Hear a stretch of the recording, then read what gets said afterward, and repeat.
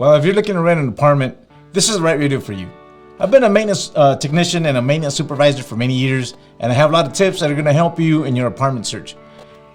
Sometimes you rent an apartment because it's cheaper and you're thinking you're saving some money, and that's not always going to be the case. Sometimes it's better to spend a little bit more money on your rent, but you're going to save money somewhere else. And as a maintenance supervisor and a maintenance technician for many years, over the years I've picked up a lot of experience with apartment maintenance. I've seen a lot of things.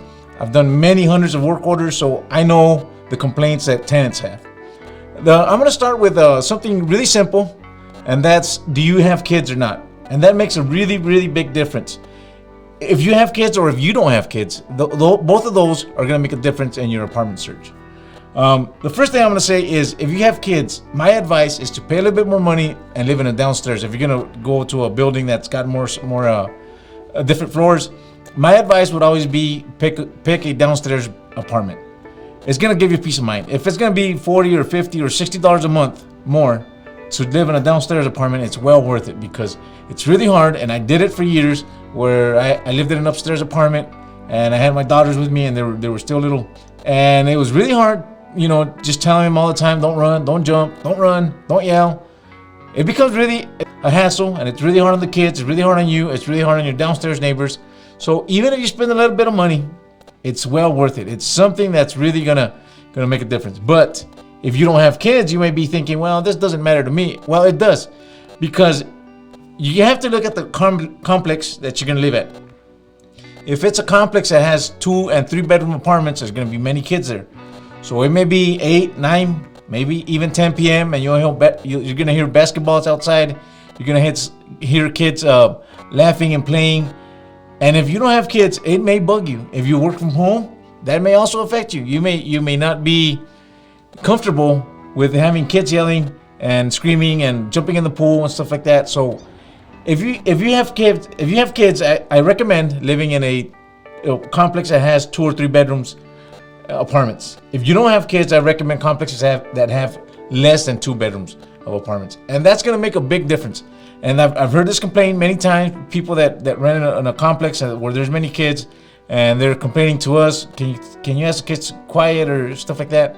Of course, we don't get involved with that, but that's a really, really, really big complaint that we get a lot. Now, here's another one. Are you a light sleeper? And this makes a really big difference on where you're gonna live at. It's always really nice living next to a main street, next to shopping centers and stuff like that. And you would think it's really nice, but if you happen to get an apartment that's close to the road or next to the road, it's gonna make a big difference. Or if there's kids there in that complex, they're not gonna let you sleep. They're gonna make noise early in the morning. If you're a light sleeper, you may want to look for a complex that's further away, not on Main Street. It's tucked in somewhere in a neighborhood, and those are always gonna be quieter, especially if they only have one bedrooms and studios. Those complexes usually only have hardly any kids or no kids at all. Or you may find a parent and a kid or something like that, but you're not gonna find a lot of kids. You're not gonna find a lot of kids playing around. Also, when you get your apartment, make sure you ask which apartment is it, because if it's an apartment next to the street, you will be hearing a lot of noise, and if you're a light sleeper, it may really affect your health over time. So that's number 2. Number 3, and this is really, really important. That's why I say sometimes it's not the price of the apartment that's really saving you money. It's what's included with the apartment. There's many apartment complexes that have a chiller system. What a chiller system does is it's a system that has an air conditioner that runs either hot or cold. And you're gonna find a big room that has that air conditioner, and certain times of the year you're only gonna get cold air, and then they have to switch it to hot air. So especially like here in Arizona, where it could be even in November, you could have a day where it's 90 degrees. Well, if they already switched it to heater, you're not gonna have an AC system, so it's gonna be really hot. It's gonna be really hard to sleep at night sometimes if it doesn't cool down. And same thing when the winter's leaving in the spring, it may be cold at night, and you may need a heater, but they already flipped it over to air conditioner. So make sure, and this will save you money in the long run, that you have an individual AC unit.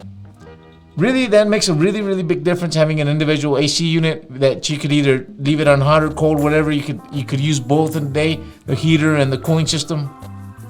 And that's going to make a big difference. I know I've worked in complexes where they have chiller systems, and people are always complaining about, well, it's too hot today, and you guys don't have the heaters on. I need my AC. I can't sleep like that.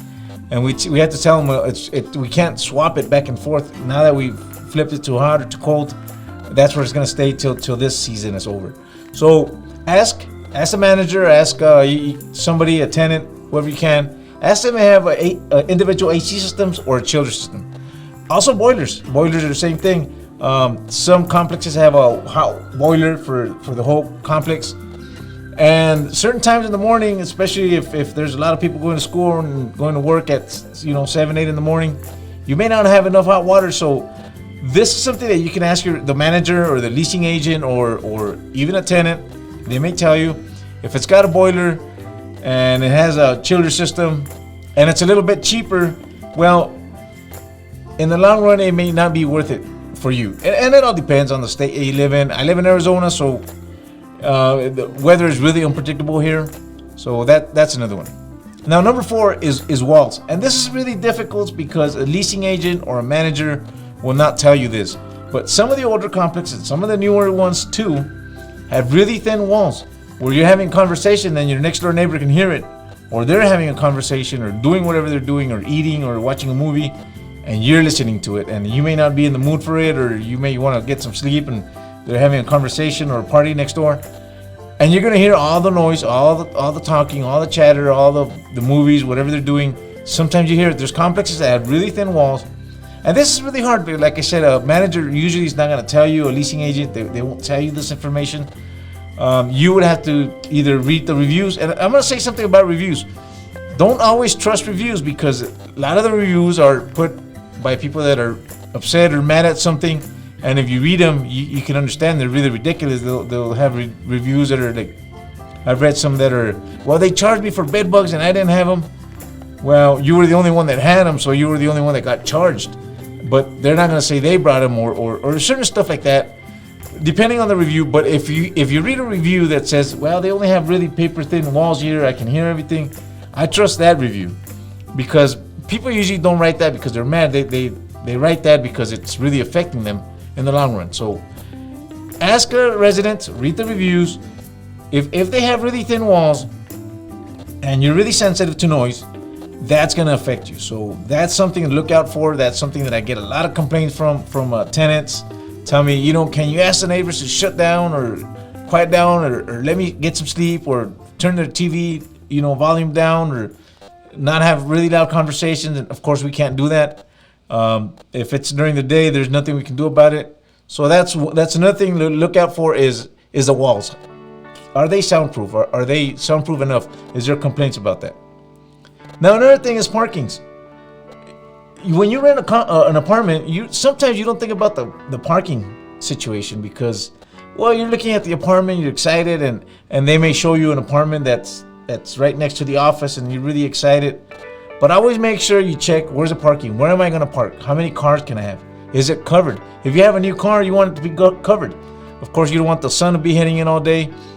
And these are really important questions. How far is your parking space to the apartment?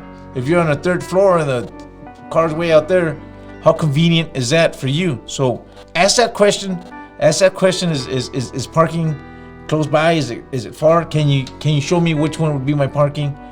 Those things make a big difference in the long run. Sometimes you may be saving a little bit of money, but there's things that'll make your life very complicated and just annoying. So parking is another one. Make sure it's lighted parking. If you can drive by that complex at night and look at it, and if it's got plenty of light, you think you're gonna be safe there, you may end up showing up at your apartment at 2 or 3 in the morning. Are you gonna feel safe in that parking space? That's another one. Now, here's another one that's also really complicated, and you really have to think about it. Windows. Are they double pane windows, or are they older single pane windows? And this makes a big difference in your energy costs. So even if you're saving a little bit of money, let's say you got an apartment that has its own AC unit, but it has single pane windows, you will end up paying more in electricity than what you're saving sometimes. Not all the time, depends on how much you run your AC, what temperatures you're trying to hit, what targets.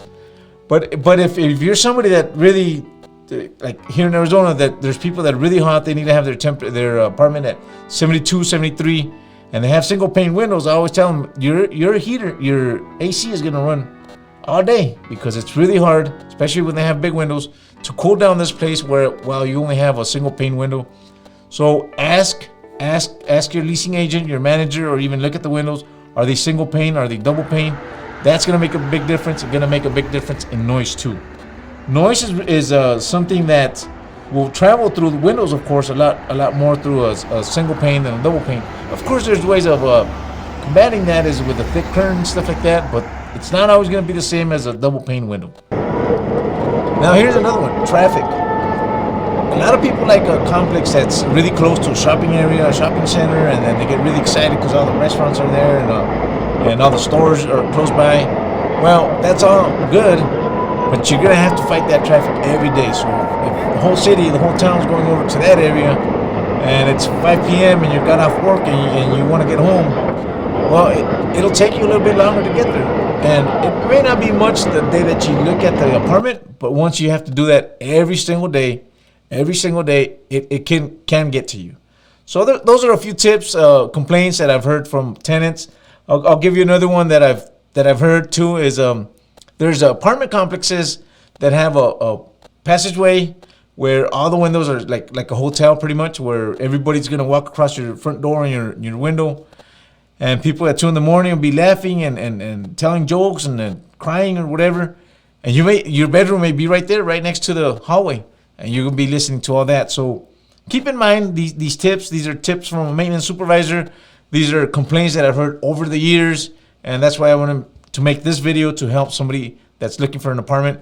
Of course, I don't have experience in different cities, like for example in a big city where they have skyscrapers or cities where it's always snowed. I don't have experience in that. There may be more things to look at if you're looking into one of those cities.